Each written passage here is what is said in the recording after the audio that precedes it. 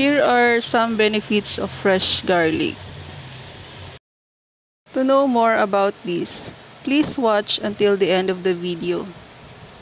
And don't forget to subscribe.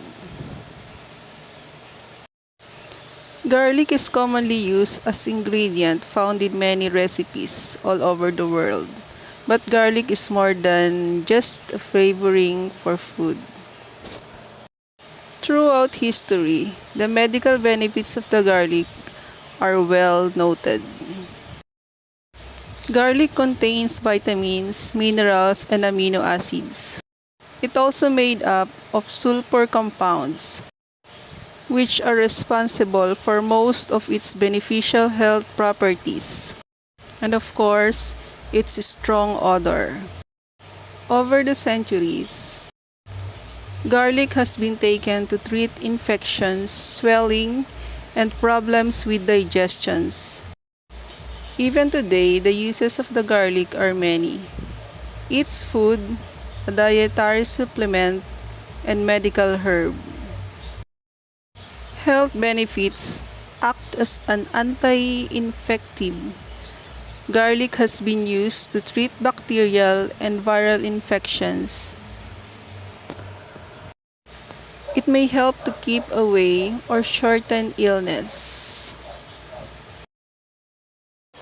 Garlic supports digestive health, beneficial for digestion and digestive tract. It promotes lactation.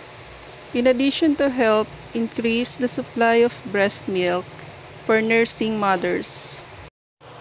It has also been suggested that babies who like the taste of garlic in the breast milk latch on the breastfeed very well. It improves heart health.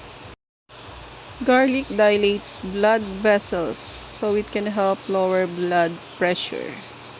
It also used to lower cholesterol, thin the blood, and decrease the risk of heart attack. Garlic has antifungal properties. Eating garlic might help prevent an overgrowth of yeast when taking a course of antibiotics. It may also give your immune system a boost to help you and your baby fight off rust. It is also useful in treatment of colds, insomnia, asthma, and cancer. The actual origin of garlic is not known. However, the use of the garlic dates back at least 5,000 years to ancient Egypt.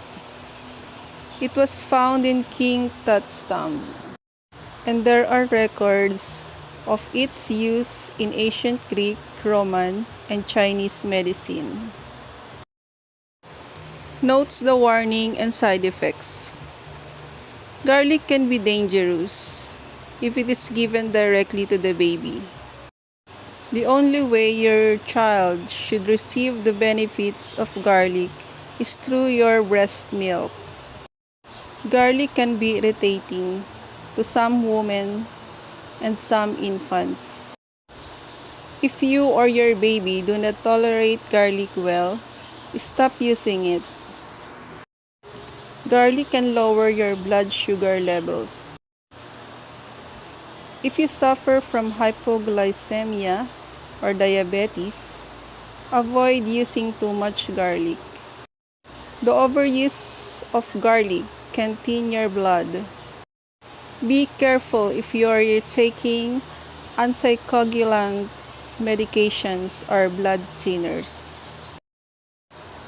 Please don't forget to subscribe and hit the bell button down below. And thank you for watching.